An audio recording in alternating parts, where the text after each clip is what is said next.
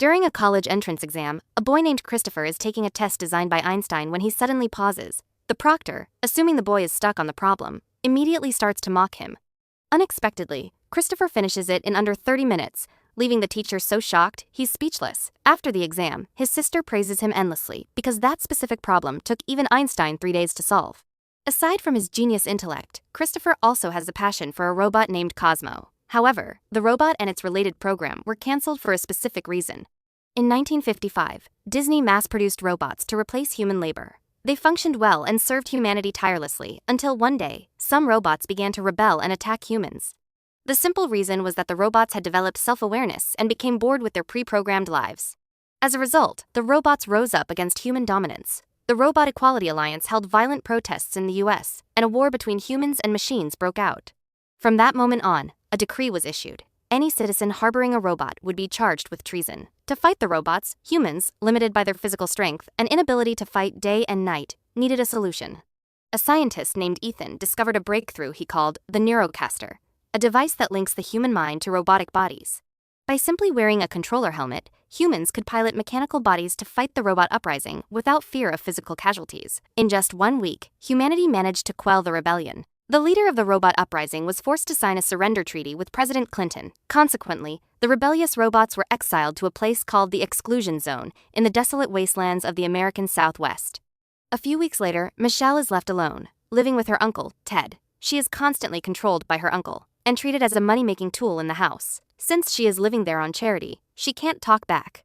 Furthermore, she hates the Neurocaster because it's a virtual device that prevents direct human interaction, much like how children today no longer go out to play but only know how to use their phones.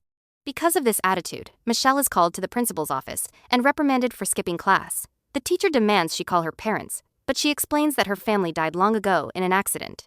That night, just as Michelle drifts off to sleep, a nightmare strikes. It turns out, her family was in a car accident on a highway. Her parents and her genius brother, Christopher, died, leaving Michelle as the sole survivor. That is the reason she has to live with her uncle. Startled awake, a noise from the backyard catches Michelle's attention. She goes out to check and sees a yellow robot flipping a table. Terrified, she runs inside to call Uncle Ted. But Ted is sleeping too soundly, so she has no choice but to run to her room to hide from the robot. Thinking the robot hasn't spotted her, she hopes it will leave, but it suddenly stops in front of her bed and flips it over.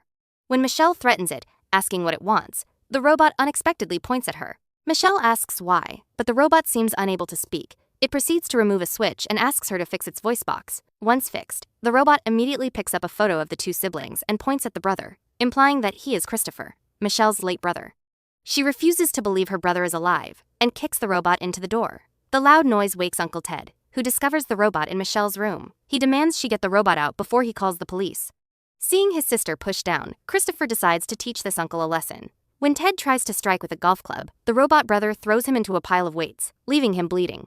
The uncle decides to call the police, but Michelle shocks him with a taser. She then grabs her robot brother, steals her wicked uncle's car, and flees. The first task is to destroy the tracking device. Unfortunately, neither of them knows how to drive, so controlling the car is a bit of a struggle. The uncle chases them, but is thrown from his vehicle after a collision and ends up crippled. Reaching a junkyard, Michelle intends to use a spare tire to continue their journey, but as luck would have it, that tire is also long broken. Seeing the yellow robot staring at something, Michelle pulls him up to look and asks, "You died back then, so why are you here now?" She learns that his mind has been synchronized with a robot, while his real body is still somewhere out there. Michelle asks how she can believe this. Christopher points toward the Sancho headquarters, implying he is somewhere inside those facilities. Hearing this, Michelle pulls out a map. Christopher points to a location to indicate where he is being held, but that is the Exclusion Zone, a prison from which no robot can escape. Suddenly, Michelle remembers something. She grabs a package and discovers the return address is from the Exclusion Zone. This person definitely knows a way in and out, so they decide they must find the sender at all costs. They arrive in Clayton, following the delivery address, and discover the sender is a genuine country outlaw who smuggles weapons and contraband from the Exclusion Zone. Today, he is there to deliver a gun to a gangster via a robot. It's a Python revolver, limited edition, and fully loaded. The buyer hears this and flips the script, refusing to pay a dime. He points a gun at the smuggler, but the smuggler isn't afraid, merely saying he's a bit shocked. Seeing him leaning to one side, the gangster is about to ask what he's doing when a bolt of electricity shoots from the truck bed, disabling the gangster's robot. It turns out this smuggler, Keith, is also harboring a robot. Seizing the opportunity, Michelle and her brother sneak into his truck while the other two are busy collecting their spoils. Back at the base, while the two smugglers aren't paying attention, Michelle and her brother try to escape, but unfortunately, they knock over a singing mechanical fish. As a result, they are caught and interrogated. Keith asks what Michelle is doing here with this robot and how they found his smuggling den. Michelle explains she just wants to go to the exclusion zone with her brother. Hearing this, the blonde Keith advises her to stop, because if she goes there, her robot brother will be destroyed. Suddenly, the elevator moves. Keith tells his robot friend to take Christopher and run, while Michelle will pretend to be his sister. And she must act mute. If she wants to live, she has to trust him. The robot emerging from the elevator is Colonel Bradbury from the Special Task Force for Neutralizing Robots. He received a request from Michelle's uncle to come here and deal with Christopher, the robot accompanying her. Keith signals shock, so his robot shoots electricity, but unexpectedly, the Colonel uses Keith as a human shield. Identifying the target, the Colonel doesn't hesitate to open fire, destroying the smuggling base. In the emergency, Michelle claps her hands to cut the power, temporarily blinding the Colonel. Keith decides to charge with a gun and shoots straight at the robot, but it barely scratches it. Worse, his newly smuggled gun, worth $15,000, gets bent. Michelle appears to stop the Colonel from harming Keith. She says she will hand over Christopher and slowly backs away. In reality, she's backing up so the robot friend Holmes can use a grapple to lock down the Colonel's movements. In the heat of the moment, Holmes reminds his friend to write down the color code for the keys next time, or they're all going to die. Just as he says that, the Colonel breaks free from the lock and blasts them all away. Just when it seems like they are done for, Michelle uses a bulldozer to pin the Colonel against the wall. Keith quickly pulls her out before the basement collapses. They successfully escape, but the troublemaker squad has now wandered into the exclusion zone. Keith goes mad, saying it would take 10 years to walk around this perimeter wall. Great. Suddenly, a scream catches their attention. Keith explains that these robots are scavengers that attach parts of other bodies to themselves. Michelle asks him about it, and he says he hasn't had much contact with them. But right now, she's burying his life under a mountain. She says she came here only to find the scientist who turned Chris into this at Tabletop Mountain. Hearing this, Keith says he hopes she has durable shoes, because that's 500 kilometers away. Michelle asks if there's a better way. Keith replies, "Of course there is." After seeing an upgraded version of Holmes, Michelle flips her attitude and asks if she can come along. The problem is the robot only has one seat, so her request is difficult for Keith, but not for her. The result is that a car from Keith's warehouse is utilized to take the group deep into the exclusion zone. On the way, Michelle is curious about how Keith knows Holmes. He explains that back during the war against the robots, he was surrounded and broke his leg. Thinking he wouldn't survive, Holmes appeared and carried him on his back. At that time, the robot even shouted, "Go, Wolverine." Keith continues that a few days later, drones found them and tried to eliminate them, so they continued to run together and became best friends. At Dr. Ethan's office, he is retesting the program with the Neurocaster to see his mother again, but it encounters an error. Two subordinates appear and report that the data transfer speed is terrible. The main cause is that a part of Christopher's consciousness has escaped, even though they used a firewall to block it. According to statistics, the Sancho system will collapse in a few days if Chris's neural system doesn't return. Hearing this, Ethan decides to call Colonel Bradbury, the #1 robot hunter. According to Ethan's information, Bradbury is chasing a teenage fugitive who happens to have a robot that Ethan needs. He asks Bradbury to capture the robot for him. Bradbury refuses, noting the robot is wanted for attacking humans. But Ethan insists he only needs the robot for a short time and will hand it over to the Colonel afterward. After the negotiation, the Colonel decides to reboot his robot to hunt the target.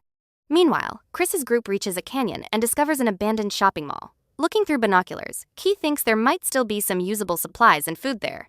While calculating how to eat, a group of robots starts throwing refrigerators at them. The robot Holmes is controlling gets a leg crippled. As a result, the group is captured by the robots ruling the exclusion zone and taken to their base. The leader of this place is Mr. Peanut, the one who led the robot uprising against capitalist exploitation. The place is full of bizarre robots. Mr. Peanut steps down to greet Michelle and Keith. He intends to tip his hat to them, but remembers his hat was rewritten to his head, so he can't. He explains that the robots threw fridges at them because they thought they were scavengers. Michelle, desperate to find her brother, speaks up and asks for information about a scientist with glasses. Mr. Peanut doesn't answer immediately, but leads them around the robot supermarket. Michelle, not forgetting her mission to save her brother, asks Mr. Peanut for help again. However, he believes Michelle's presence here is a perfect excuse for Sancho to wipe out this entire place immediately. Therefore, Mr. Peanut can only help Michelle travel another 15 kilometers deeper into the desert. She'll have to handle the rest herself. Out of some sympathy for Michelle's situation, Mr. Peanut admits that a scientist used to live with him here, Dr. Black M., a specialist in human-machine interaction. However, Mr. Peanut kicked the scientist out because he knew his presence could endanger the remaining robot citizens. Keith gets angry hearing this because the scientist is the only one who knows the way out of the exclusion zone. Yet Mr. Peanut threw him out into the desert to fend for himself. Mr. Peanut angrily retorts, asking how Keith could understand the robots' struggle for existence when they depend on a piece of paper for a treaty. Michelle argues that Mr. Peanut should distinguish between good and bad people. However, he thinks all humans are equally greedy and lazy. If Michelle understands that, her life will be much simpler. Being in her rebellious phase, Michelle doesn't want to listen to anyone. She demands to leave to find her brother immediately, even though Mr. Peanut advises her not to go out into the exclusion zone at night, as it is very dangerous. Keith, after eating some cake, tries to persuade Michelle. The area is over 250,000 square kilometers, so finding the scientist is like finding a needle in a haystack. However, if she doesn't look, the odds are zero. Holmes also actively tries to stop them. He tells Christopher that if they go out now, his sister will die. Christopher looks at his sister with worry. Seeing her brother's face, Michelle softens and agrees to wait until morning. Michelle sits dazed in the robot mall, remembering when she and her brother were side by side. She inadvertently sheds tears. Seeing this, Christopher hugs Michelle and projects the cartoon they used to watch together, making her even more emotional. After returning to the bedroom, a mailman robot comes to see Michelle and reveals that a scientist left a message for Christopher. He told the boy to meet him at the address written on the back of a card. But she cannot lead everyone there because it is forbidden. The conversation is a bit too loud, so Mr. Peanut hears everything. He approaches and offers to give Michelle a hand. It seems not all humans are bad when he sees Michelle's affection for her robot brother. He introduces them to an old baseball robot named Bob, who once fought off 10 scavengers at once.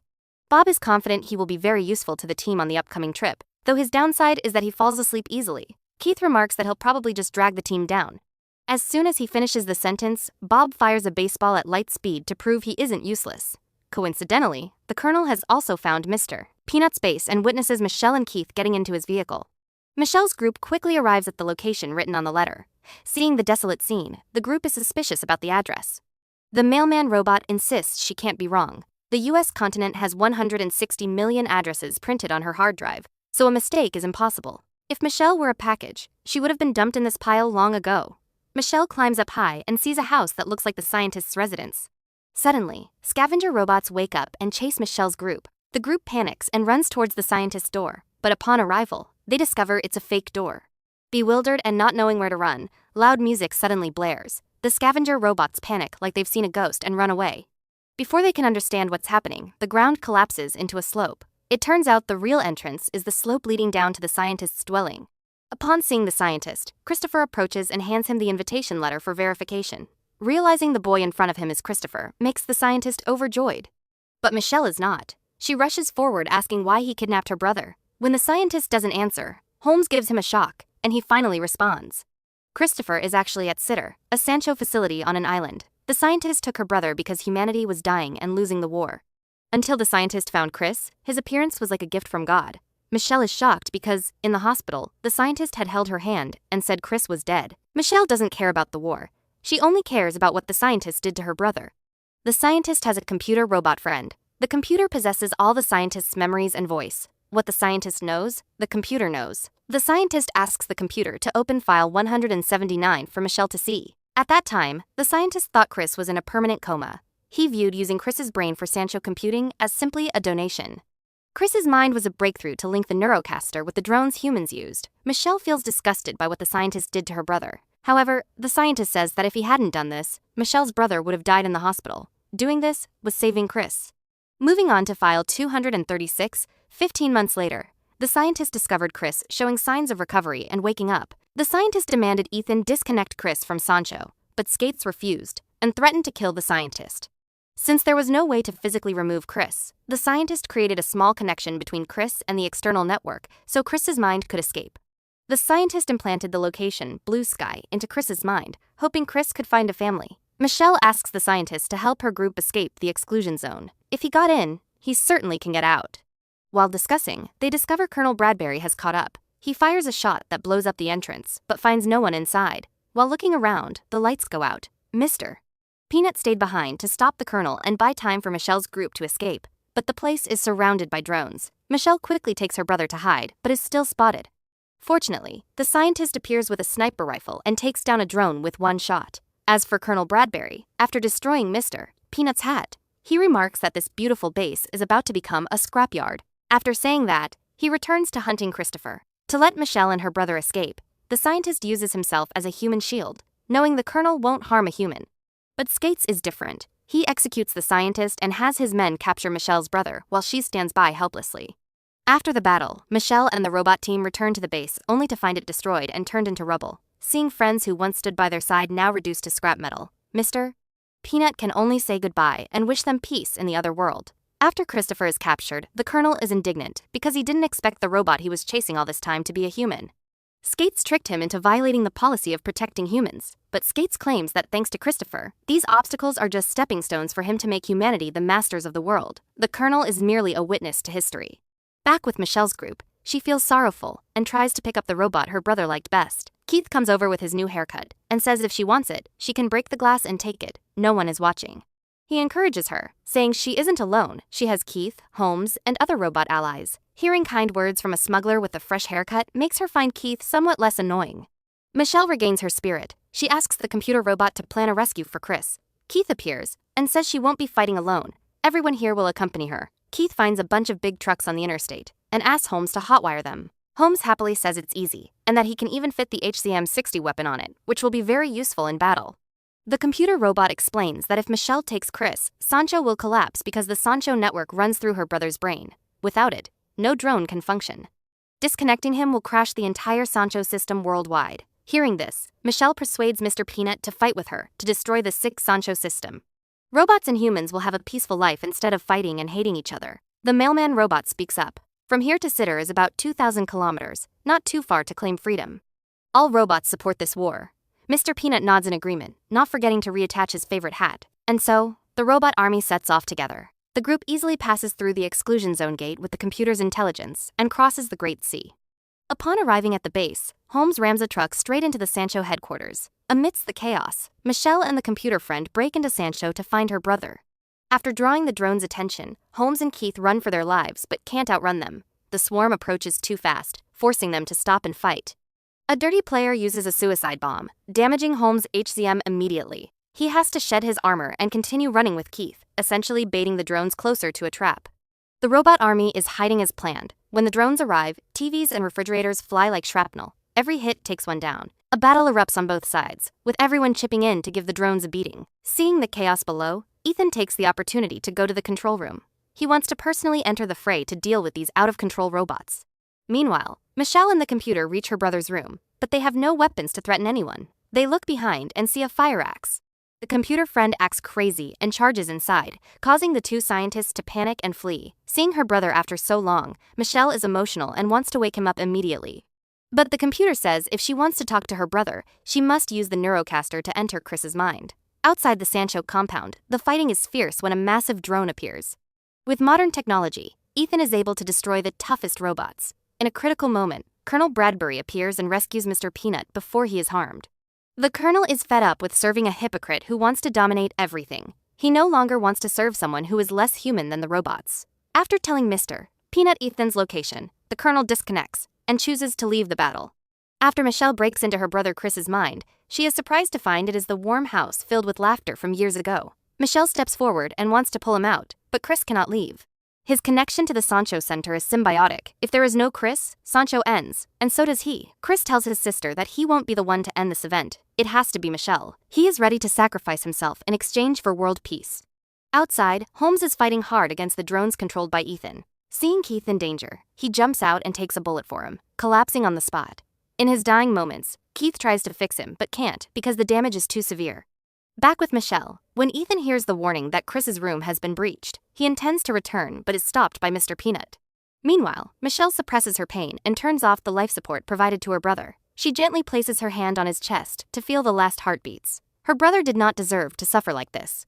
All drones stop functioning. Sancho has finally collapsed. Keith is crying over Holmes because his only best friend has passed away. He admits to Holmes that he was the best friend he ever had. Suddenly, Holmes's head opens up. It turns out Holmes isn't truly dead. A much smaller version remains inside. Holmes says that's twice he's seen Keith cry like a baby. The whole world seems to change. All eyes turn to the Sancho system, thanks to the release of footage showing Sancho experimenting on a teenage boy. All Neurocaster users demand an explanation from Sancho's leaders. Ethan Skates is arrested in Miami while trying to board a flight to Dubai. Many people protest to eliminate the robot exclusion zone. Everyone is curious about the brave girl who led the robot army to victory. Michelle records a small video sent to everyone. She says that what Sancho did was not only bad for robots, but also had a negative impact on humans. Wearing the Neurocaster for too long made people think it was real life. But no, real life requires contact emotions of flesh and blood. We touch each other when we laugh, we hug, we hold hands, or argue, not simply through electric currents. All those things only happen in the real world. Everyone who hears this tears up, moved by Michelle's heartfelt words. The world has changed in the positive direction that Michelle had always hoped for. That's it for today's episode. See you in future reviews. So, today's episode ends here. If you found it interesting, please give me a like, share, and subscribe, and hit the notification bell to wait for upcoming videos. See you guys in the next movies. Movie Summary says goodbye. Bye-bye.